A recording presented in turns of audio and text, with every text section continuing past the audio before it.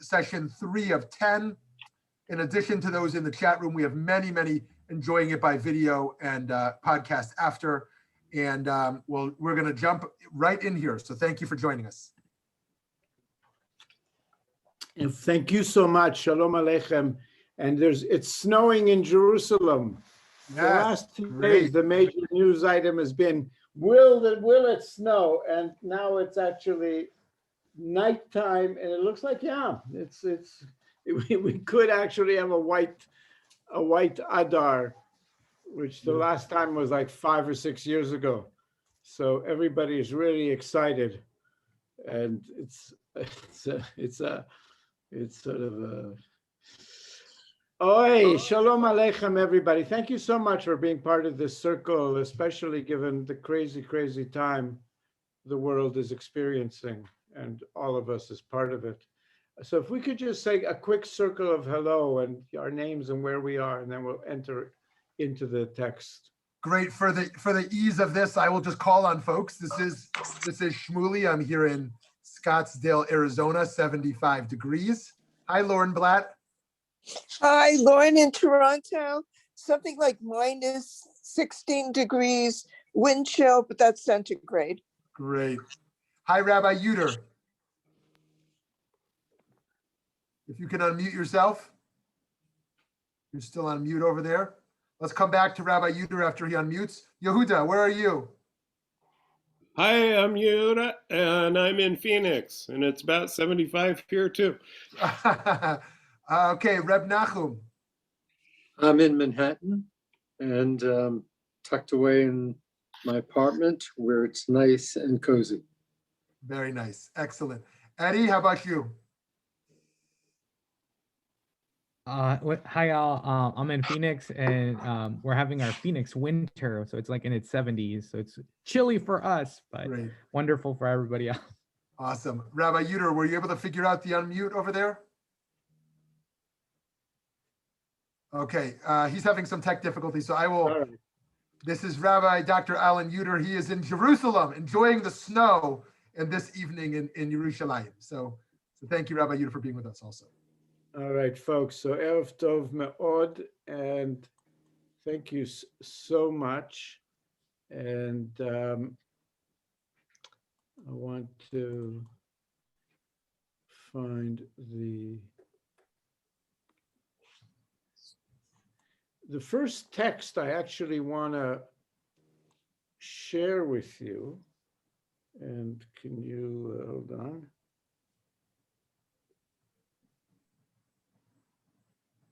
Is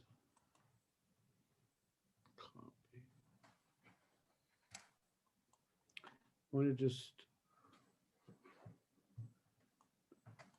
these.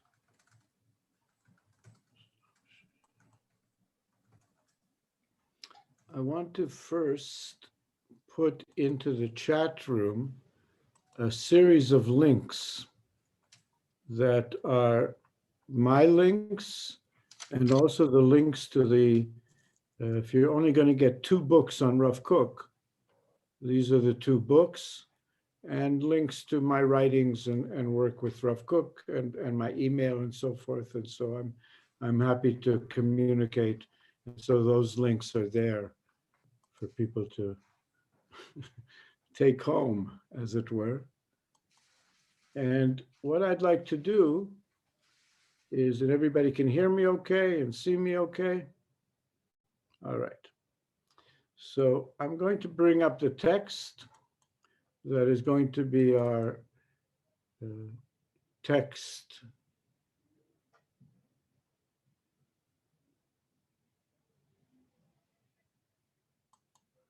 for today. And I want to do one more thing here.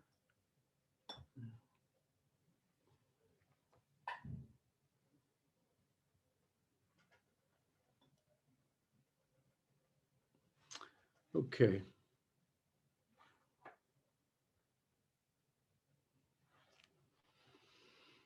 So the people around Rav Kook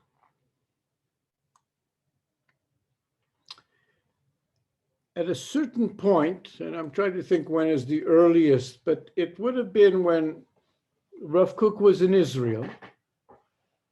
The people around him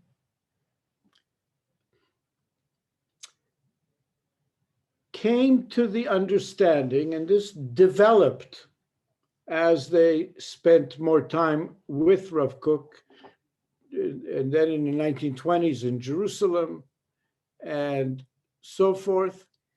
They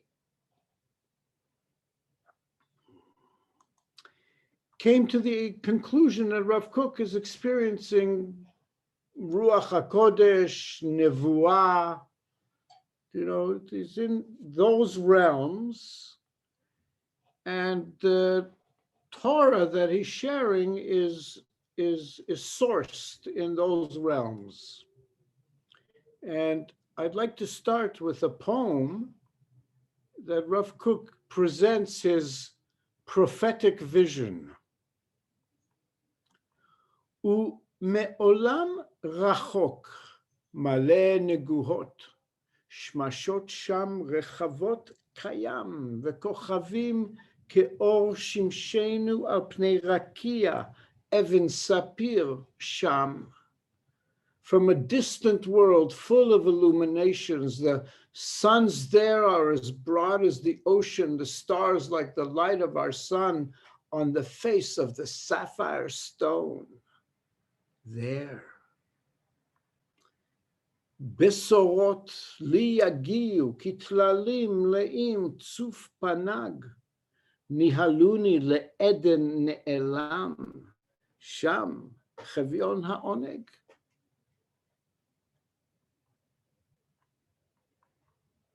כל פנים שם עליזים, כל פה ישיר שירי תהילה, נשגבות יחוש כל לב וכל רגליים מפזזות בגילה. All the faces there are joyful, every mouth is singing songs of praise, the highest feelings fill each heart, and all our legs are dancing in jubilation. עבר ועתיד כספר נגלל, אין סתום, הכל ידוע, כל נפש מלאה אהבה לכל, וחושים לאלפים, ואור זרוע. The past and the present the past and the future are scrolled into one. Nothing is hidden, everything is known, every soul is full of love for all, feelings for the multitudes, and the light is sown.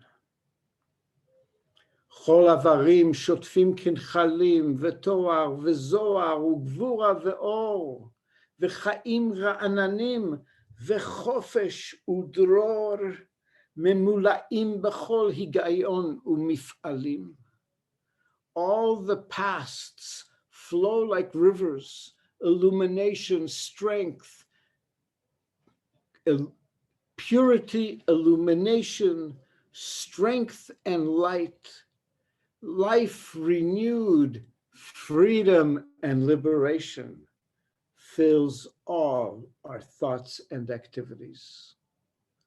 ובאין מורה ומדריך שופט ושר, הכל טוב, הכל בהיר, אין עיוות, אין עיקום, הכל ישר. ולילה כיום יאיר. Without teachers, guides, judges, or politicians, everything is good, everything is clear. There's no crookedness, there's no corruption. Everything is with integrity, and the night shines like the day. לעולם זה נפשי שואפת, ובחיים כאלה רוחי מרחפת. To a world such as this, my soul longs. In life such as this, my spirit soars. לעולם זה נפשי שואפת, ובחיים כאלה רוחי מרחפת.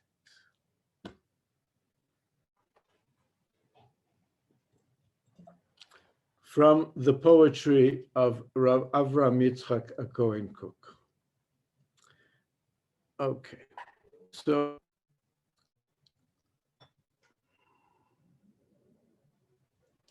what I'd like to share with you is one of his earliest, one of his most remarkable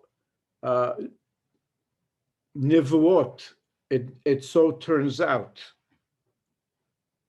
Rav Kook showed up in Yafo in 1904, and he continued to write in his notebooks, but the 8 notebooks that he wrote for beginning in the Yafo period until 1919 are the major body of his thought, out of which his main student, Rav Nazir, we talk about him before and after later, brought forth Orot HaKodesh and brought that into the world. But the raw writings, this is a piece that he wrote in Notebook Aleph, entry 186. The estimation can be, and it was also then published in Sefer Orot on that page, but that publication wasn't published till the early 1950s. This was never seen, this piece, until it came out in the 1950s. Rav Kook, though, around 1910, wrote the following: Ein ha-medina ha'osher hayoter elyon shel ha'adam. The nation is not the happiest level, is not the highest happiness, the highest level of happiness for a human being. It's not about the nation. Ze nitan le'ha'amer b'medina regila. This we can certainly say about a regular nation, she'eina ola le'erech yoter gadol michevrat acharayut gdola, that doesn't rise up to a measure or a value that's greater than one big, huge insurance society. Most nations are mutual insurance pacts. We'll all take care of each other and make sure that we have what we need and all the implications of that. It's a mutual insurance pact for our survival and well-being, as well as, I guess, sense of identity. I'm this, I'm a that.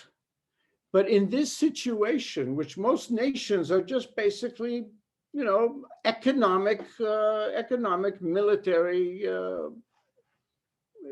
structures, she'nish'aru hamon ha'idiot.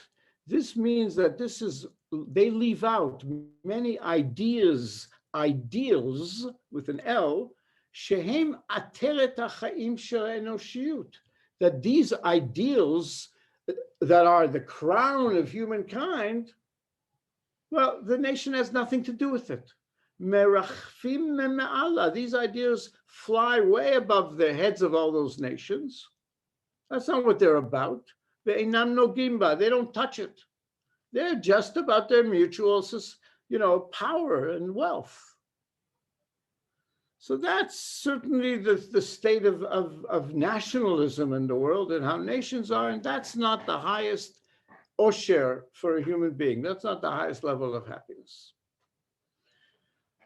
He continues, Ma she'en kein medina shehi beyesoda ha'idealit, which is not the situation if you have a nation whose foundation is idealistic, shechakuk b'chavayata, that there is already embedded in its very being, tochen ha'ideali hayoter elyon, the highest idealistic level, שהוא באמת האושר היותר גדול של היחיד, which also makes it the highest happiness for a person to be involved in the highest ideal, so every individual.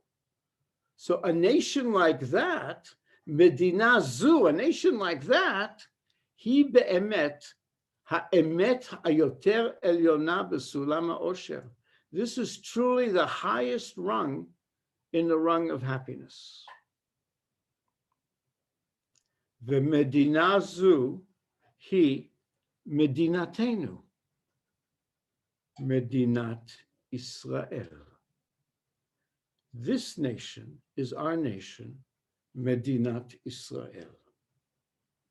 This is the first time in human history that the words Medinat Israel were put together.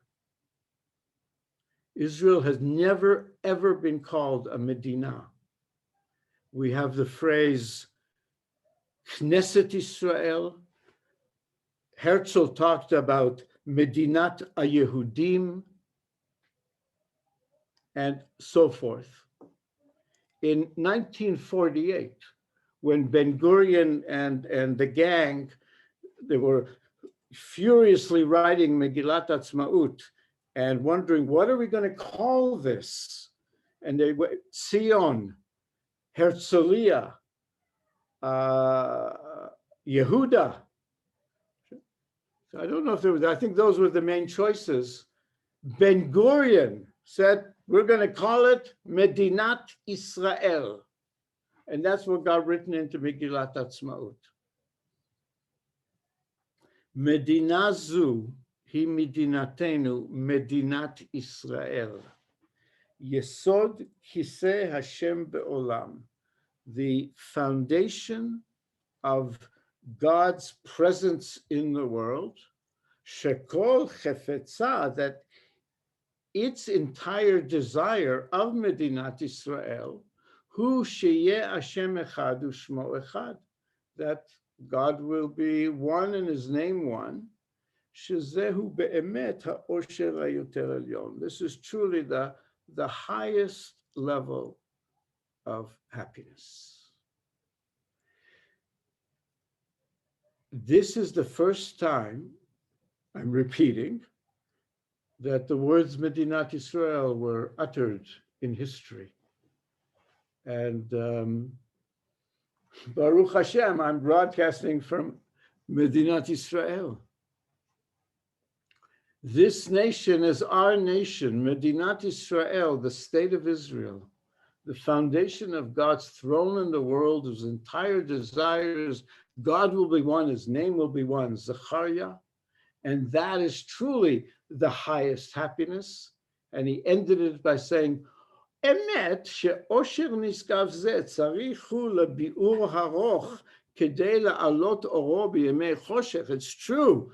To get to this level, it needs a long process of clarification to bring up this light, especially in days of darkness. Given, right? He wrote this in 1910. אבל לא מפני זה יחדל לי מלהיות האושר יותר גדול. But even though it is very long and difficult challenge to bring this light out, that it still is, in every case, it is the osher hayoter gadol. It is the highest level of happiness. To be able to create a nation state that whose entire desire is Hashem echad u'shmo echad, and that nation state will be called Medinat Israel. So, Rav Yitzchak.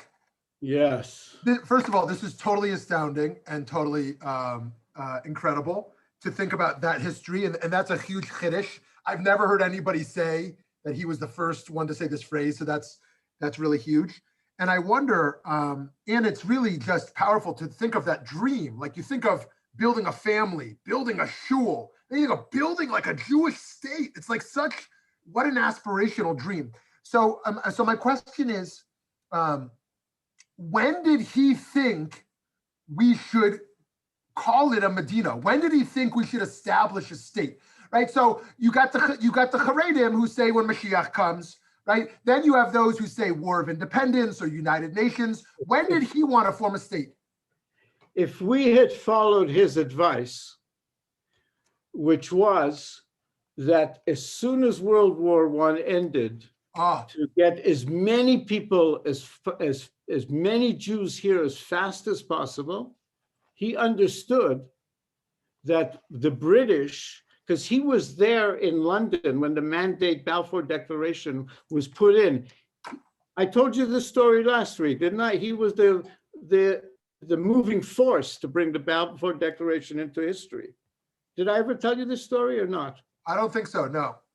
I have to, I'll show you the document. I'll show, that'll be for another day, because I will read you the letter he wrote. But he wrote a letter that was published in London in all the synagogues and read in all the synagogues in June 1917.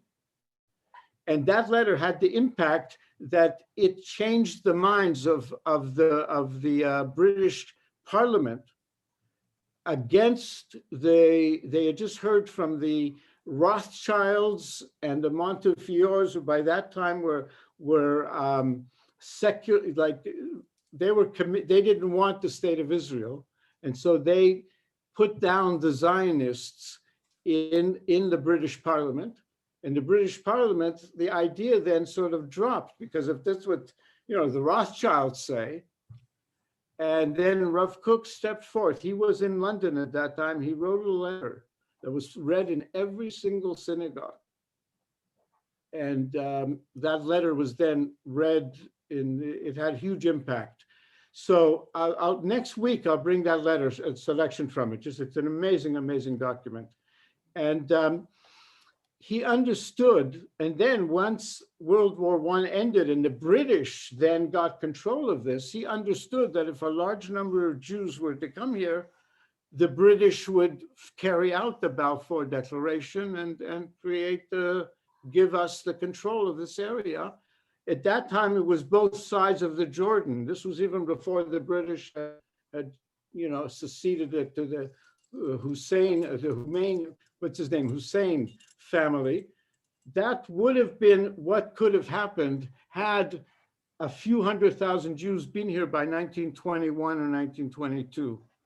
And the state of Israel would have been declared then, and the Holocaust would not have happened. Unfortunately, Rav Kook went to Europe in August 1914 to address the rabbis of Europe and to tell them that they have to send all their people to Israel. And that's why he went to the Agudat Yisrael conference. And that meeting never happened, because on Tisha B'Av, August 1914, World War I broke out.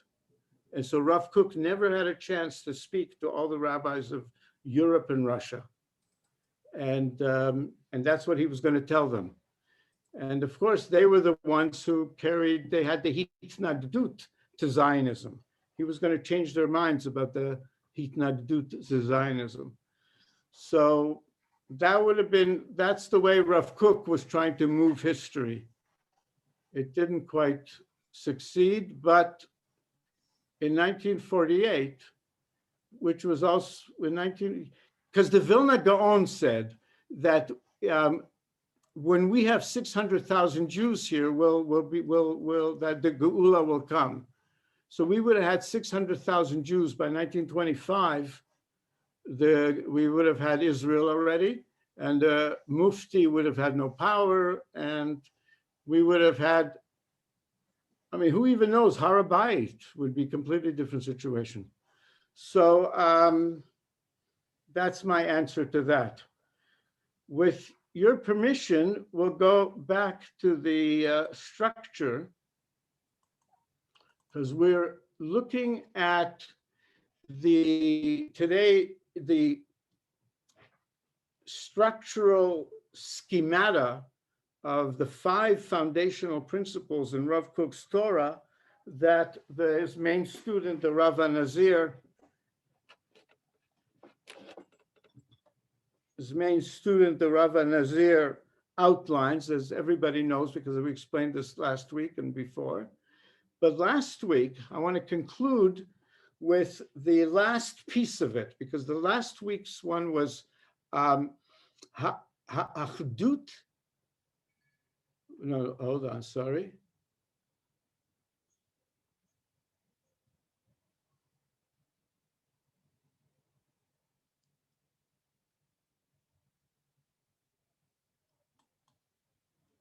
Was that everything, the first one was HaKodesh HaKlali, that everything is holy.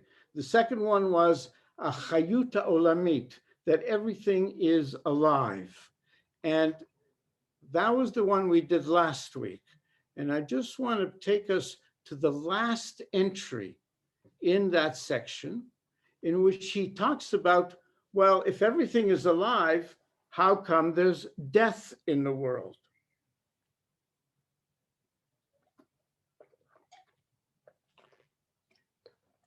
So at the beginning of the entry, that's called, and it's entry number Membet 42. The number of entries that the Nazir put haorot HaKodesh in are Kabbalistic.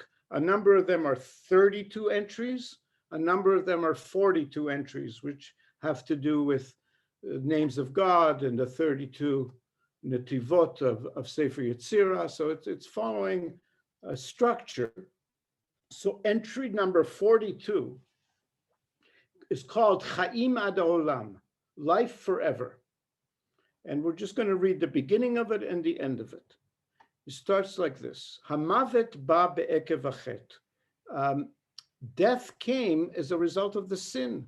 Adam and Eve, they ate the fruit. Now death came in because we needed a way to overcome evil. Evil had to be killed. Once the evil came into the world, death needed to come as a consequence so that we could stop evil. Or they would die off, die old, but still die. Lulei achet hakadmon, if not for the first wrongdoing, lulei halach adam achrei ta'avotav behemiyot, if we hadn't followed our taivas, our animalistic taivas, then התחושה הרוחנית הייתה מופיע עליו ברוב אורה. The spiritual sensibility, sense would have shined on us with all its light. Ein anu matchilim et hatolda ha'enoshit. We don't begin human history mihagshamuta hagluya shel ha'adam, from when the actual revealed human form that came forth, sheba'a achrei nefila amuka, that came after a deep falling, that is, after we left the Garden of Eden. That's not when we begin our history. We begin our history in our Edenic state. Yesod hametziut matchil be'adam behavayato ha'elyona. The foundation of reality began in humans in our highest level of existence. בהיותו מואר הערה רוחנית לפי תכונת עצם נשמתו, when we are illuminated with a spiritual light that is really in harmony with our essential soul, with our being. And then at the end of it, he ends like this. Hamavet mumhu beyetzirah. Death is a blemish in creation. Israel no'ad laha'aviro. Israel is destined to remove it. Cherpat am hu lanu. It is a disgrace to us that death exists. It means that, evil exists, and we're here to get rid of evil. V'cherpat amo yasir mi'al kol ha'aretz. And the disgrace to God's people will be removed from all the earth, ki Hashem diber, as God has spoken. So that's why he said, this is our destiny, our work, is to bring the world back to the Edenic, to bring its future into its Edenic future, in which death will not necessarily be part of the required, will have done the tikkun on the chet that brought death into being, because everything can you do tshuva on. So that's the last piece, okay? So now, with your permission, I'd like to go into Yesod 3, the third principle. Let me just find it here. And the third principle, the Nazir entitled HaAchdut HaKolelet, the all-inclusive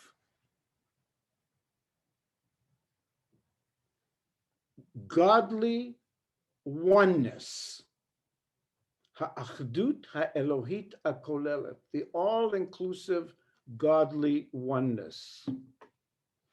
And then he begins with a section, he quotes from and I'm just going to read the English here for the sake of time, but he quotes a quote from the Zohar to begin it: more sealed than all the sealed, separate and separated from everything and not separate. Everything cleaves to him, he cleaves to all, he is one, all is one. Thus, all the other flames are connected and return to the one and are in fact one. So that's a statement in the Idra.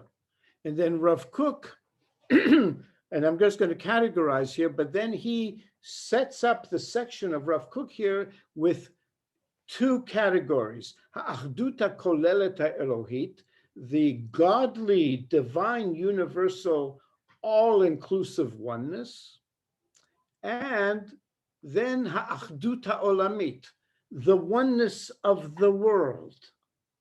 So there's the realm of the divine oneness of all, and then there's the Achdut HaOlamit, the oneness in this world. That here it's important, is what it says, that HaAchdut HaToldatit, the historical, the oneness of the entire historical process, HaEnoshit, the oneness of the entire humankind's historical process, which is what? Shemegamata shichlul haruchani bechomri, the perfection, the improvement, the perfection of the complete infusion of the spiritual, the perfection of the physical through the spiritual. Shichlul haruchani bechomri. It's creating the complete fusion of the world ruchani and chomri. That's the oneness that we're involved in here as being in this experience of Achdut HaOlamit. And this comes from unification of will and thought and so on. Okay, so that's Rav Kook's super. So now I want to read a few pieces just from Rav Kook, and I'll do it really fast. I'll try, but there's a few important pieces here. So if so, to save time, I'll go into English. I'll try to think. But he says like this. He begins, please. So I had asked like a session or two ago about the connection between Rav Kook and panentheism.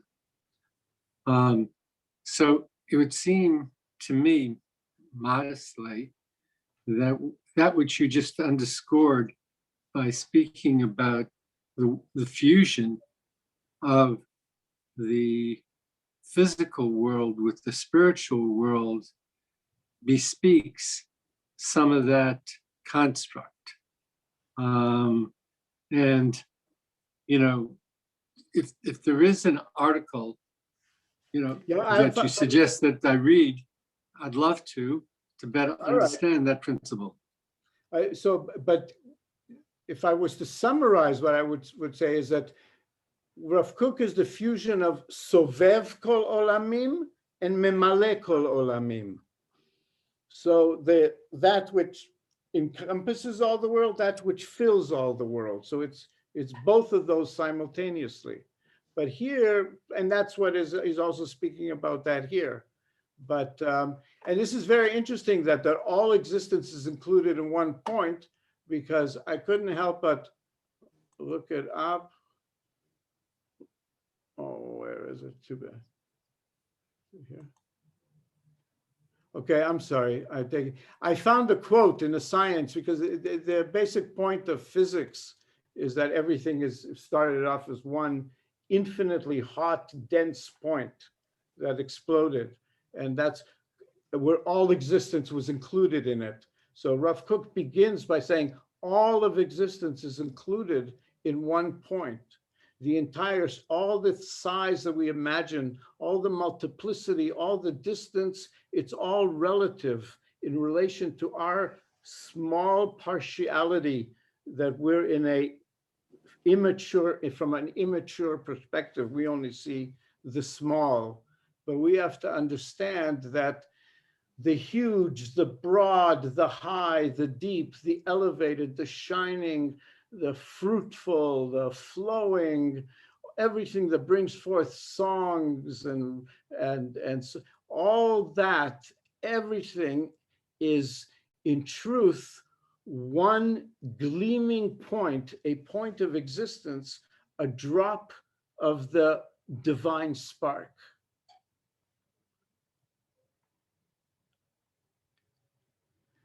התכלית האחרונה של כל ההוויה כולה היא גילוי אור השם. The final purpose of the entirety of all existence is the revelation of the light of God in its elevated high bliss, בהאחדות עליונה כזאת, in such a unity that there is not one spark of life whose essential being, it doesn't rise to this high level of union. And then he goes on, I want to skip forth. But then he says, brings in, but in order to bring this about, we had to, at the beginning, צריכה היא ההוויה להיפרד בתחילה לחלקים היותר קטנים. Existence needed in the beginning to separate into its smallest parts. And tzrichot shvirot gdorot, great breakages have to occur in order to separate all the points. So shvirat kelim, the entire Kabbalistic construct he's speaking of here. And he says, but after we polish and refine everything and every point of everything, then we bring the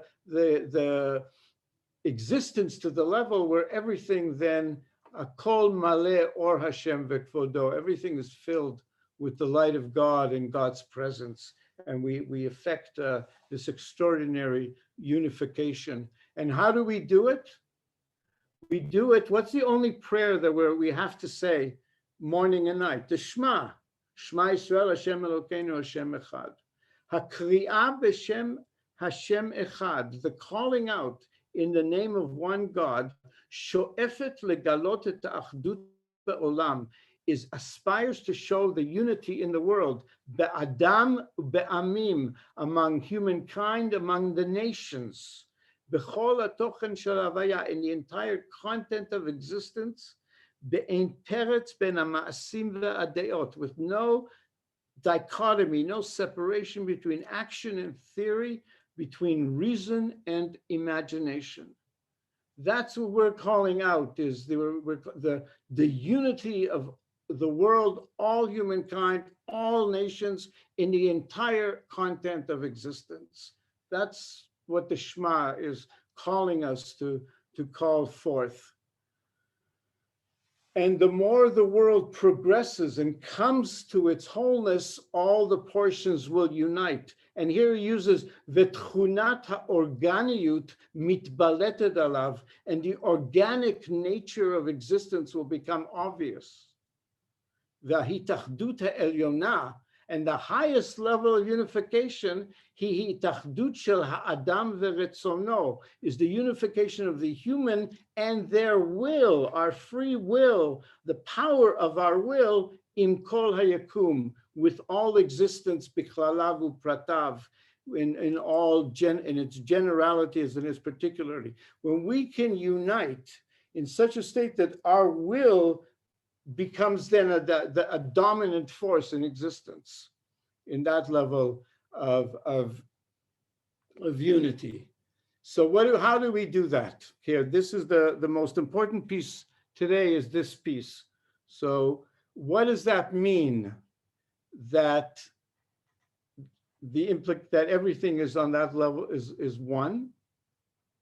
That means Gdolei HaNeshama, the piece that the Nazir calls Ahavat Olam, the love for the world, universal love.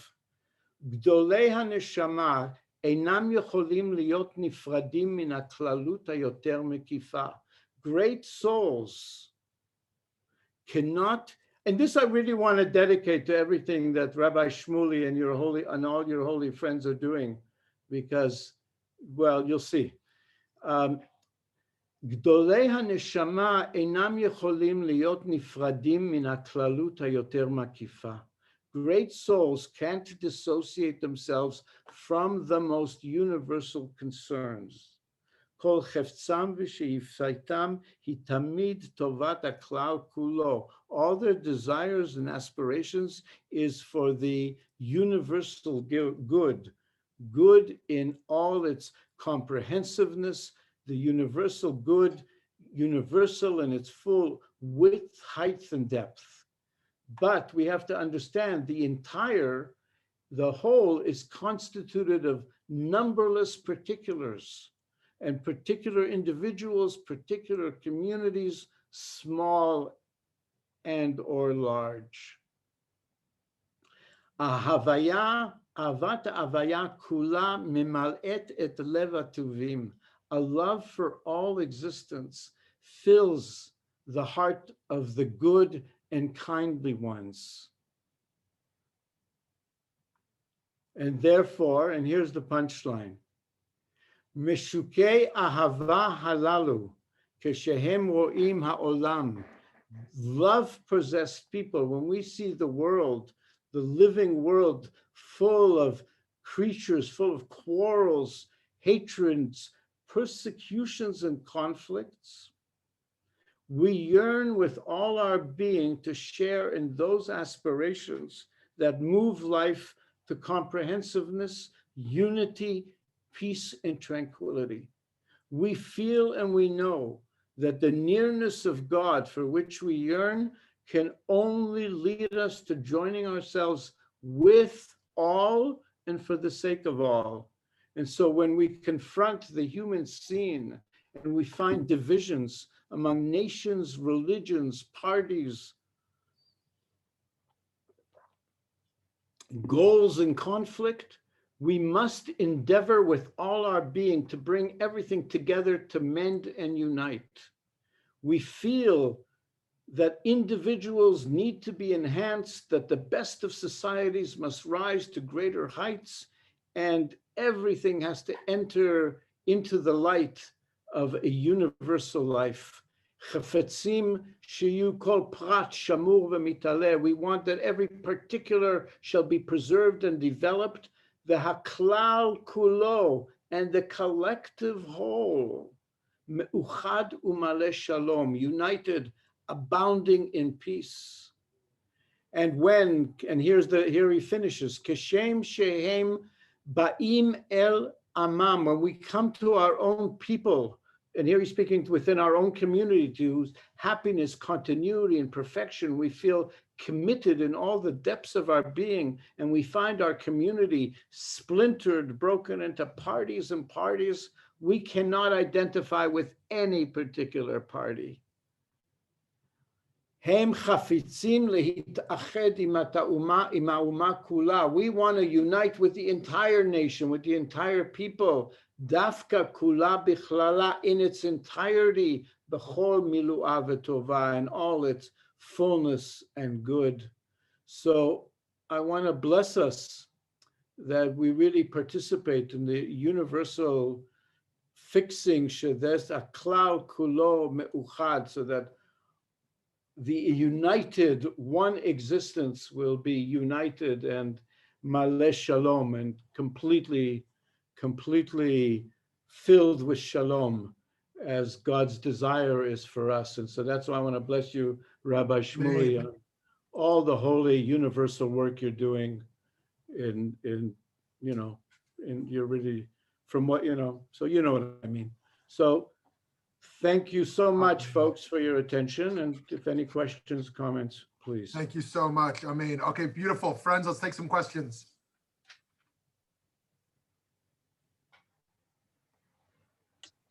How much is Rav Kook's teachings available? I mean, hearing what you're saying, it should be mandatory in every school, everywhere, but especially in Eretz Yisrael. Is Rav Kook taught widely among the Dati Leumi Yeshivot? Dati Leumi Yeshivot, yes. Though I don't know at what age they start learning it seriously. They might not do it till there, but Rav Kook is everywhere.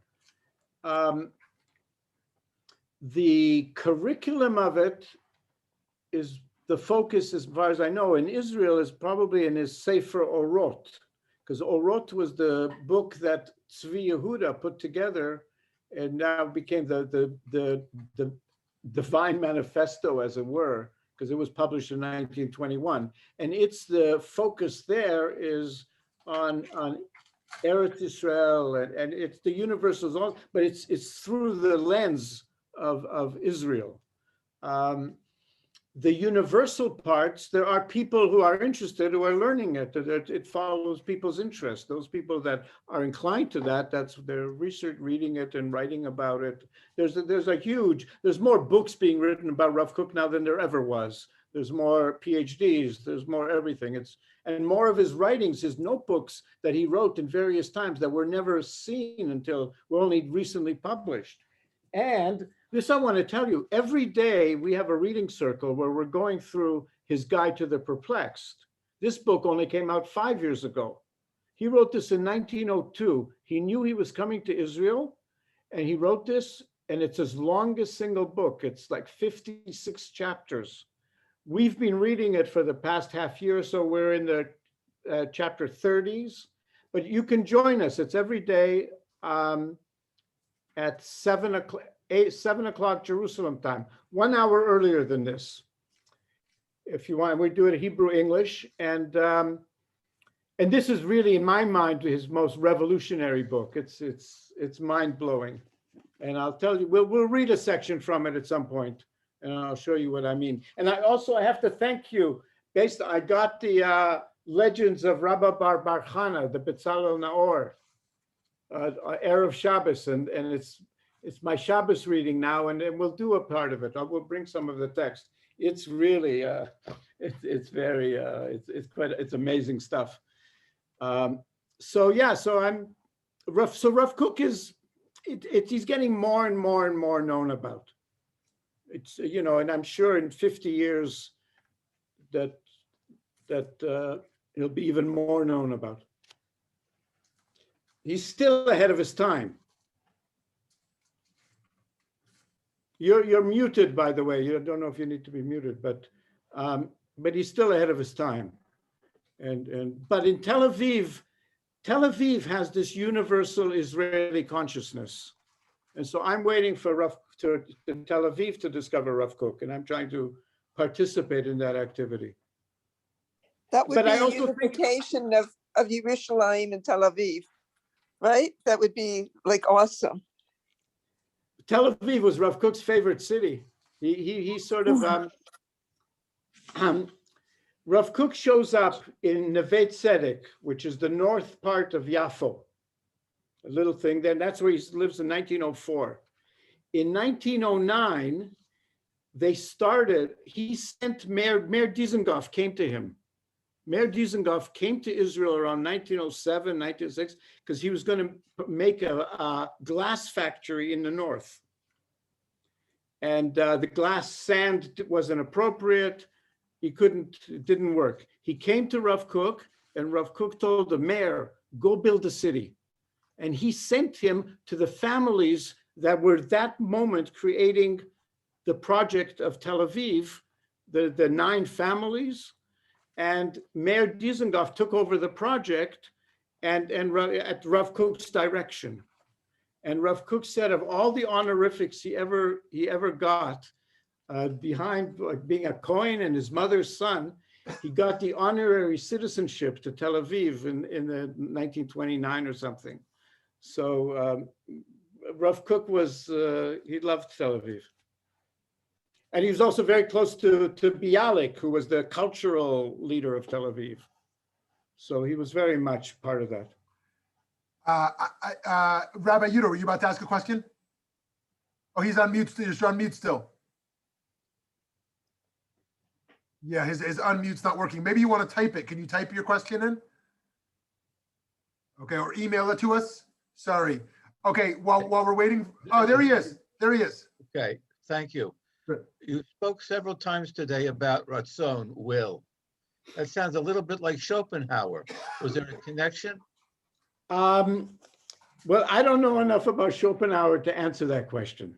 I do know, however, that Ratzon is a huge, huge, huge part of the metaphysical framework that Rav Kook talks about. In Haorot HaKodesh, there are numerous essays about Ratzon. The basic punchline being is that we are free-willed beings where Ratzon is the dynamic force that moves us, but we have the capacity to direct our will to do whatever, to impact the world. And so that's, and it really builds on that. So I don't know enough about Schopenhauer though. I have a question. Since we started talking about the ideals of the foundation of Medinat Yisrael, and I know this is a 20-hour question, but briefly, what role did Rav Kook think halakha should have as governing the society? I think he thought that we can and we need to create an Israelite construct, which would not necessarily be based on the European model of nation state or others. It would be a uniquely Israel construct that the Torah would be found, that would be its constitution. And I think he understood, though, that it was the work of the rabbis to be able to do it in an operational way that that really brought the Torah Israel into the Medinat. And he has a piece where he actually says, you know, figuring out halakha for the individual is easy. Figuring out for the nation state, that's hard. And he said he called for a leadership that could do that. It didn't happen. And but I think that he could have, you know, he would have led us into a fusion of because he was also in this book, he speaks about, if you want to hear I'll tell you the most radical punchline of this book. He describes the historical conditions by which we can have a Sanhedrin set up in which any citizen of Israel will come to it and offer a question or a thought of this seems to be this halakha seems to be what the Torah is saying. If it is consistent in halachically acceptable, even if it disagrees with the Mishnah, it will become the halakha. He speaks about a complete reworking of halakha to Israel. He says, we locked halakha for the exile. Israel is the opening. And it'll be an interesting process.